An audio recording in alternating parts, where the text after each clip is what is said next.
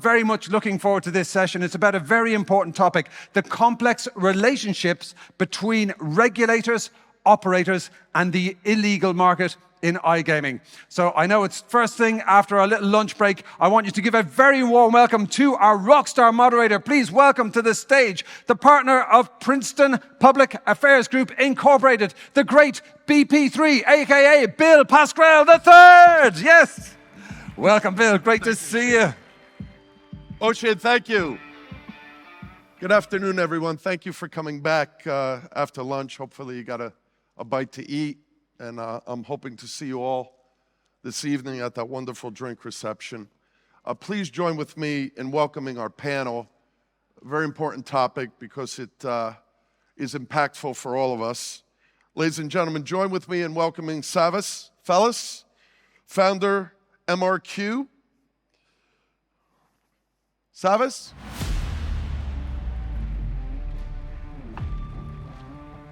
George Maridulakis, Chief Operating Officer, Campion Gaming. And Ian Perrygrove, Chief Risk Officer of Quiff.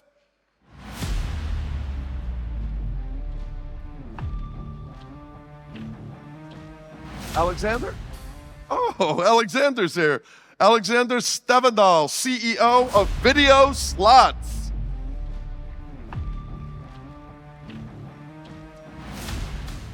Gentlemen, how are we doing today? Good. We're fine. You got a bite to eat? Not yet. You know, you need some food. You're withering away. So, we've talked a little bit about, both on this stage and on other stages, about the black market.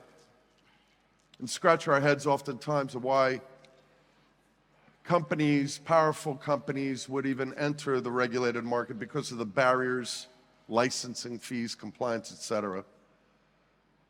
Let's start off, Savas, with why it's important for operators to collaborate with regulators, and what are the challenges in doing that? I think if we don't collaborate, you end up in the situation that we have now, where there's a real kind of a gap in knowledge on both sides of the fence. And that leads to chaos, confusion, which doesn't end up any good place. It's about alignment, consistency. It's also about sympathy, because if we don't collaborate, if we don't talk, which I think is happening now from a UK perspective. So I can only speak on behalf of my experience with Mr. Q, which is 100% UK. You're seeing a shift now in dialogue, in communication, because whenever you don't work together, you end up with these black market situations, which seems to be a common thread. And so I think on both sides of the fence, we need them and they need us to stop the kind of fallout that, to a large extent, is intangible. We can't measure it. George? I think it's important to talk to each other, actually. Regulators and operators need to communicate. We can learn from each other. We need to learn from each other.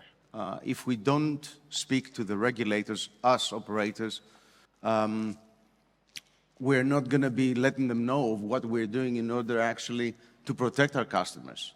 Because not all of us are in the regulated markets per se. We are licensed though. We are MGA licensed, for example.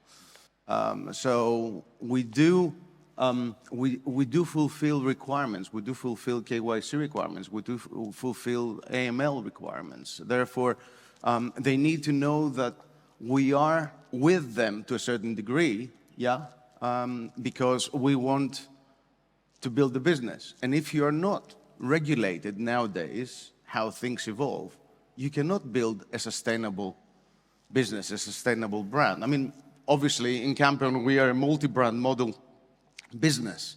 But in any case, now we're shifting towards regulation. We're moving and we're applying for licenses. So we want to comply. We want to speak to the regulators, and we want to align ourselves with them in order to create the right environment for our players and for the industry as well to grow. Only in this way we're going to be able to to build sustainable businesses. Ian.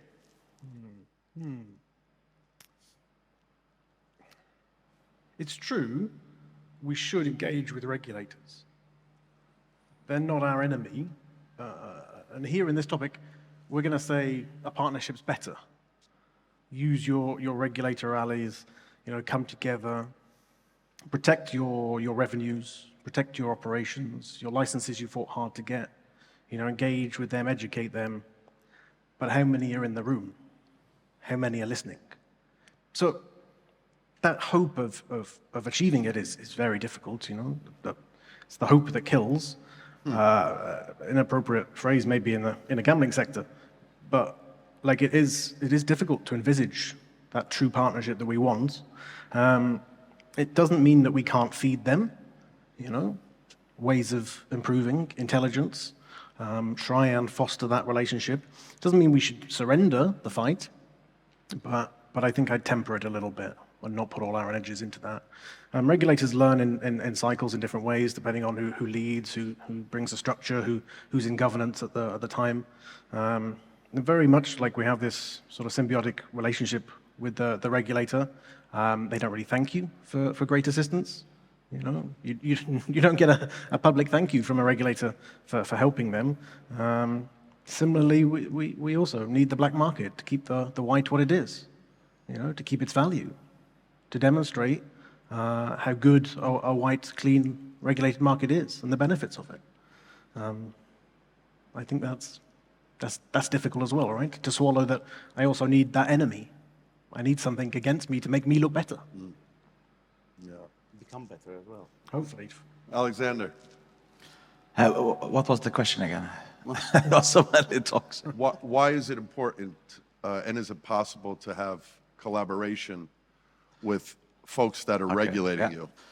Well, I do think that the regulators and operators are working together in good and bad today.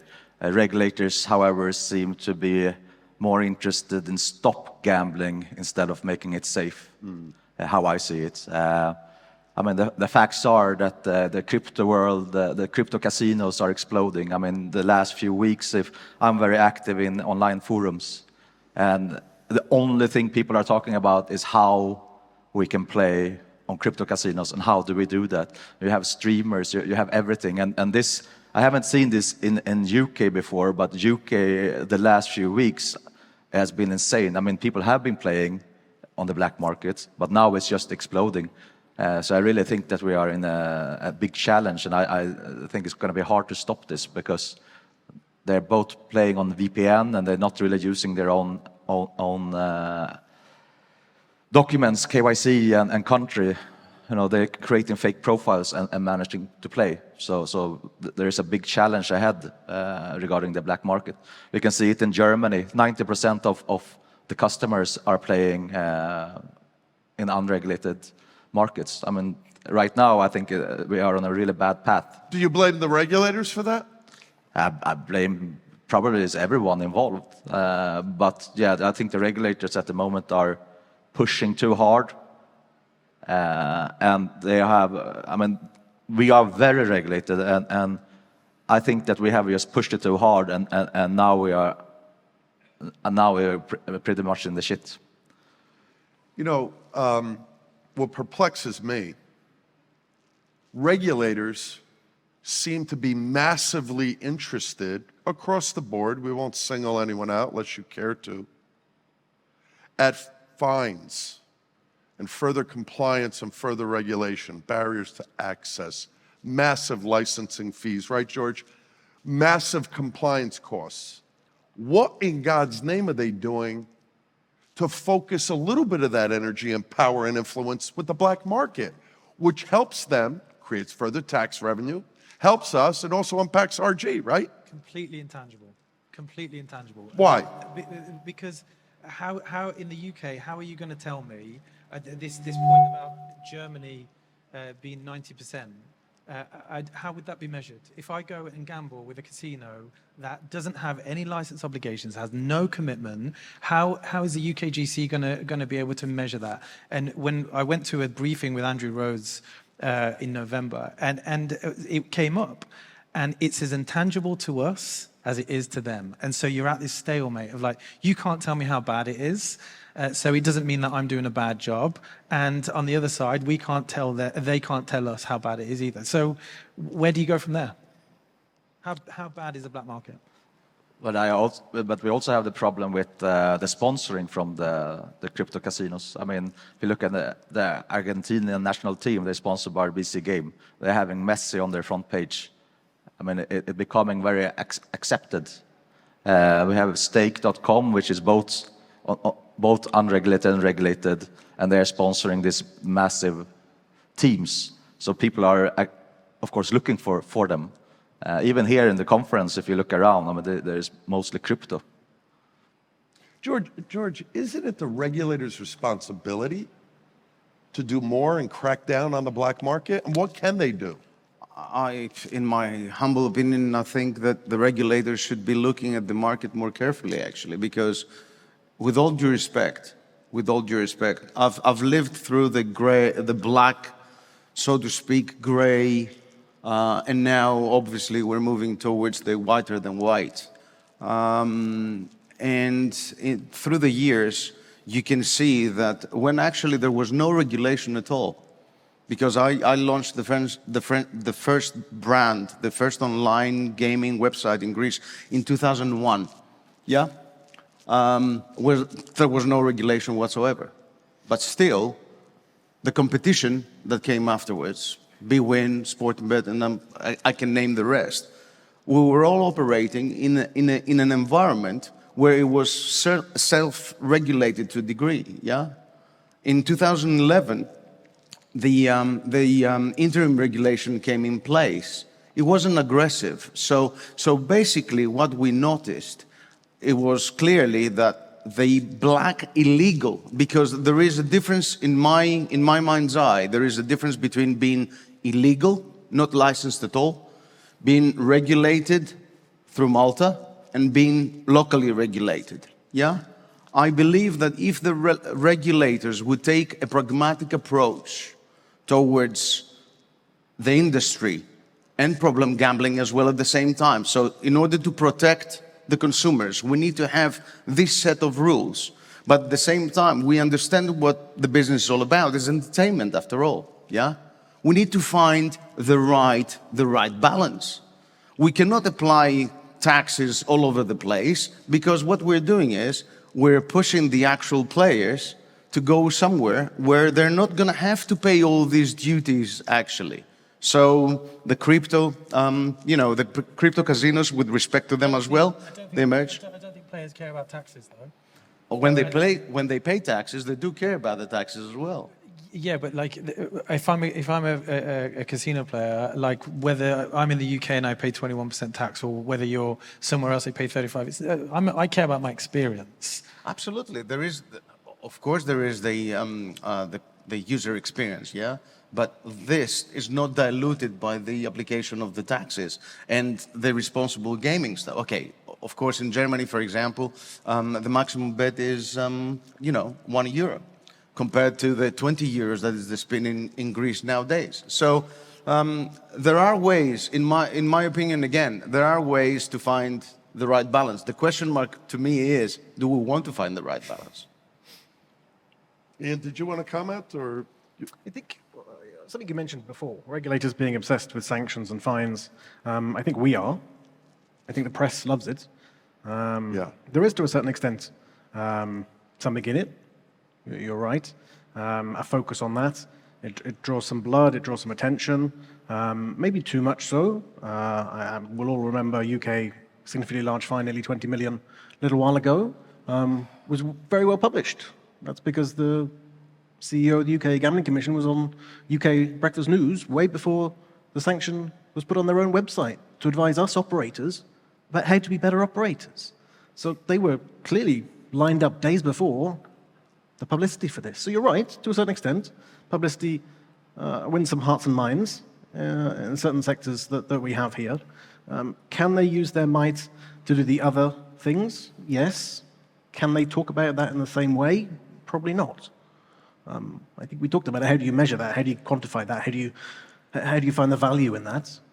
There's a certain amount of money coming in, like every business almost, and a regulator has to decide. Remember, a regulator, by and large, is a policeman. It's an enforcement entity. It gives advice, but it doesn't write the rules at the top level. That comes from government, and every government comes and goes, changes its metrics, and that comes from public opinion.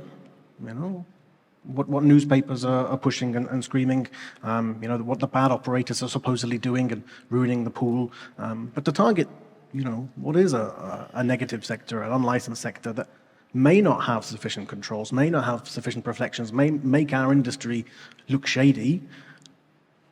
We had a long history of looking a bit shady in gambling, but shadier. That is difficult. The levers that used to be there were often in and around payments. So this is a perfect point, a perfect example. Crypto makes it so much more difficult to challenge that, to cut that off, to cut that cash off. I can't help myself but share this story contextually. I hope it's a little red meat for you to pounce on. And I want you to pounce on it if you're willing to. My first trip to Malta was April of 2010. You all remember the famous Black Friday, I'm sure. Most of the young folks in this industry, dominated by young people, don't have a clue to what that is or what it was about. Isai Scheinberg, who I hold in very high regard, hired me because he was spending $40 million a year to lobby Congress, the U.S. House of Representatives. One of the members of that House, back then, still today, is my 86-year-old father. He's on the Ways and Means Committee, was a sponsor of the iGaming bill in Congress. I said to Isai, what a waste of time. Congress couldn't run a one-car funeral, let alone pass iGaming. And we know in the US we've regulated that to states. Why do I bring that up? Black Friday, which was also Good Friday. I'm Roman Catholic and proud of it, and I was in a church in St. Julian up on the hill, George. You know it. I went to the wrong mass. I went to a Maltese mass, but thankfully I could follow it. And my BlackBerry, for those of you who know what that is, blew up. The US Justice Department under Obama and the Attorney General indicted the three major poker companies. Isai claims, and I believe him, you can laugh, but I believe him, that he thought it was a skill game and he wasn't violating any issues. He ceased and desisted immediately. Him and his son Mark were sued hundreds of millions of dollars. Mark 50, Isai 750 million, paid it, refunded all their players and the other two companies. Isai hired me, I had to get an opinion to allow it, to bring iGaming to America. Then I had to break the news to him. You're not going to get licensed. Is that fair?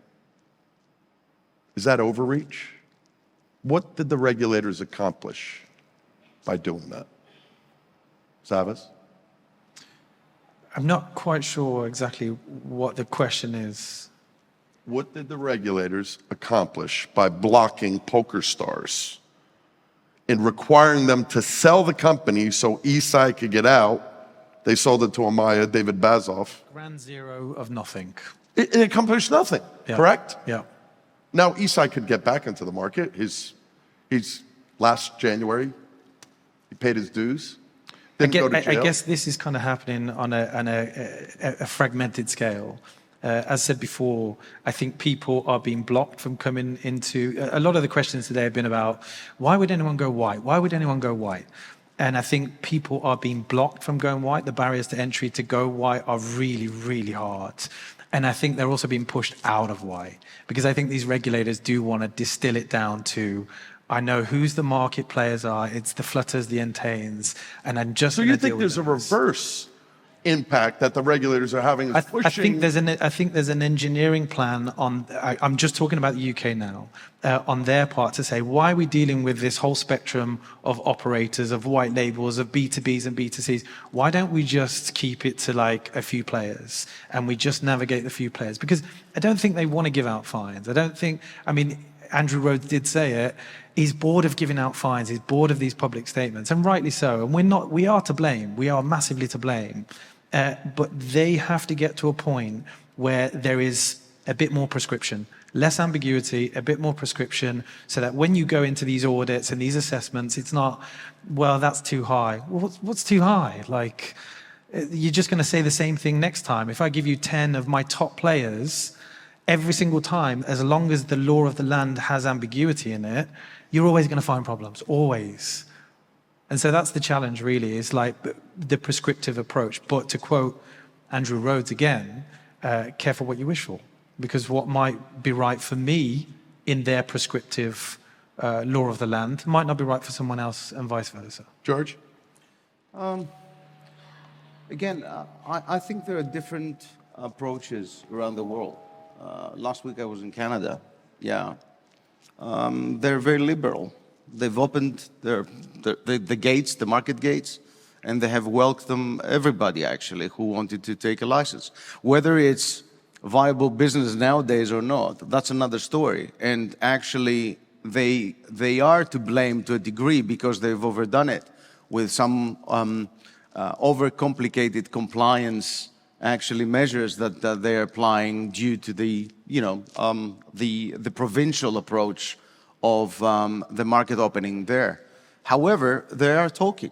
They're talking to all the operators. They're having sessions upon sessions. They're trying to improve.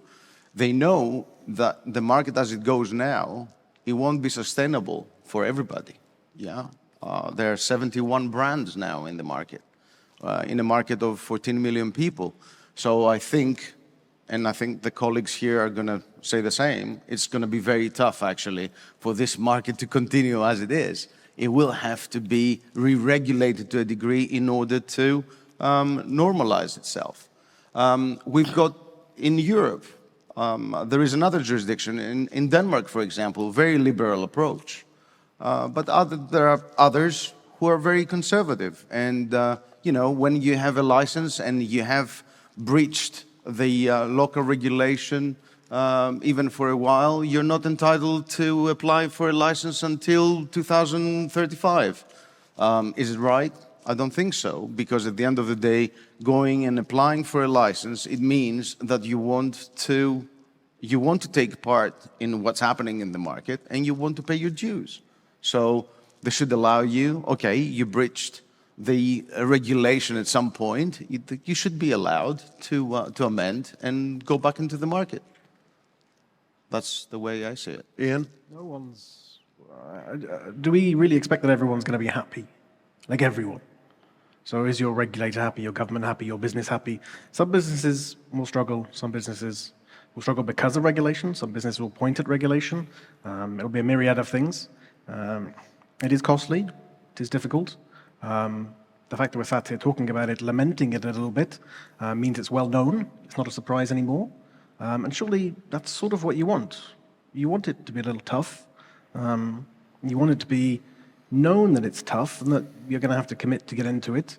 And quite frankly, hopefully, to know pretty quickly before you get too far down. Because your example was clearly a lengthy and painful experience. Mm-hmm. You wanted joy from that, or the entity wants joy, it wants happiness, it wants success, it wants to move forward, and not everyone can do that. And similarly, the flip side, the regulator, I don't think it has necessarily capacity for happiness and joy, but there's a bunch of people in there. They change, obviously, they've got different experiences and backgrounds. They're probably less motivated than all of us in this sector. That's not to say they're not motivated, they'll have certain aims, but they may be more purely focused in terms of, listen, RG is my thing, I need to push on that, I need to be the best that our sector can be in that, I need to push that, whereas we're business entities. We have here, as was already mentioned, individuals outside selling you the capacity to do almost whatever you want, wherever you want in the world, black or white, turnkey solutions to turn on. We're an innovative sector, like most are. We don't physically create much except cash and hope, I guess, again. So that structure exists on our side. There's more here on our side than there is on the regulator's side.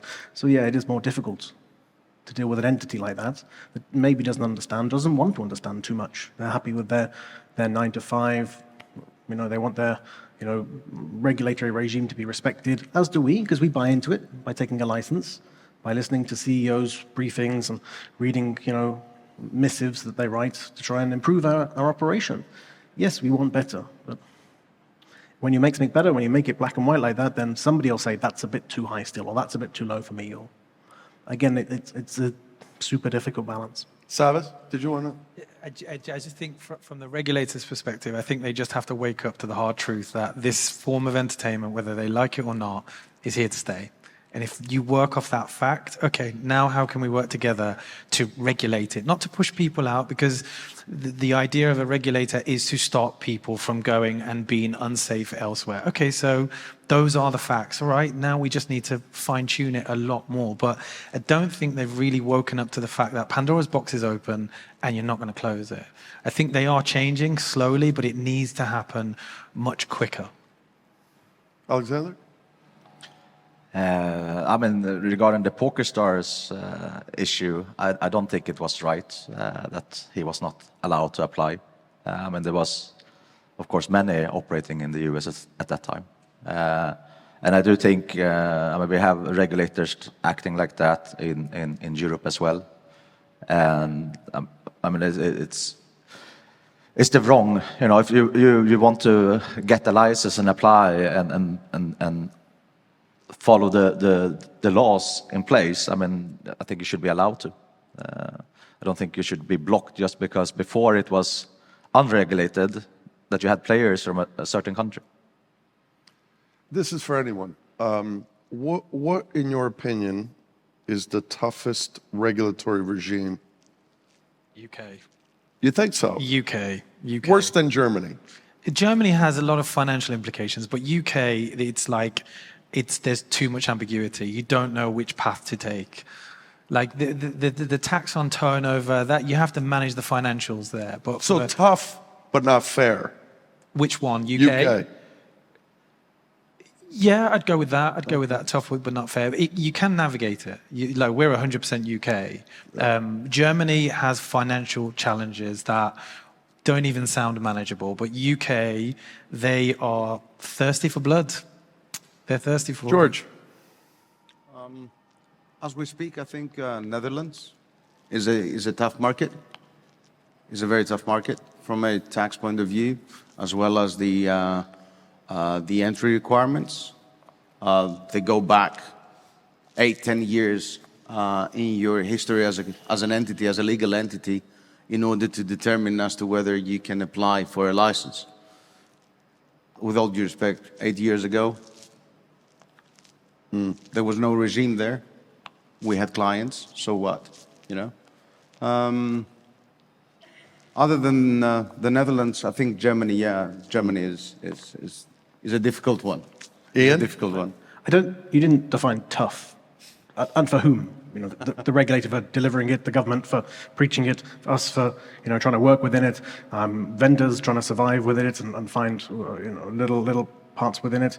But would you be asking the next question of which is the least tough? Is that the next question? Because surely, if you want to, you know, No, because I think we can list dozens of those. Maybe. But if you want to onboard black market, surely that's a question. You know, if you want to give them a runway into regulated sector, make it a little bit easy. If that's what we're saying, if we're saying that the UK is pretty tough, pretty aggressive, or we're saying that Holland doesn't like the history of this and that, then how are we going to get them into it? Some of the lighter touch regulators, maybe they have a role to play, you know, to try and bring people in. A regulated market is clearly meant to be difficult. It has value. It gives you, as an entity, some value. Quiff has quite a few licenses, weird ones. We have some African licenses. You know, it's fascinating for us to experience it. It gives the entity some value. It gives, you know, the operation its potential to grow and understand sort of wildly different markets and looks for a future operation and a licensing structure. It's not meant to be easy, I don't think. I think that's where you get success from, that challenge. Alexander. I don't see that anyone is tough in that way. I think the regulations are quite good, but I don't think they are very clear with the operator. I mean, if you ask them a question, usually you don't get the answer. It's up to you, and then if you do it wrong, then you get a fine. I mean, it cannot be like that. We have to have a more clear communication. What I'm very worried about is that the regulators are destroying the entertainment of gaming. And that is a massive issue. I mean, you can see that in Germany when they added the 5-second rule and remote autoplay and €1. I mean, the market just disappeared. It wasn't the problem with the limit of €1,000. The problem was when they entered the game and started to put rules in how fast the game can be. And then the whole market just poof, gone. And that happened to everyone who wanted to be on the market. And that is, I think regulators really need to wake up to that. And you cannot remove the entertainment from gambling, because then it's only gambling left, and you will only end up with the addicts. So, yeah, that's my view on it. Closing thought to share. Governor Chris Christie just announced his second presidential campaign 3 weeks ago. He was polling at less than 1%. He's now starting to shift because he's taken on the Donald, who, by the way, 20 years ago, tried to convince the legislature in New Jersey to allow for sports betting. Remember, George? And he failed at that. Governor DeSantis is working with Hard Rock to produce that vertical in the state, and they're now in federal courts. New York Times today had a story criticizing Governor Christie for creating massive gambling addiction trampoline effect.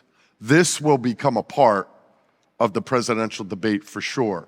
So stay tuned, because don't forget, Jersey was the leader under Governor Christie, both for iGaming and for sports betting, the 10-year campaign to repeal PASPA. Ladies and gentlemen, have a great afternoon. Please join with me in thanking Alexander, Ian, George, and Savas. Have a great day. Thanks, guys. Oops.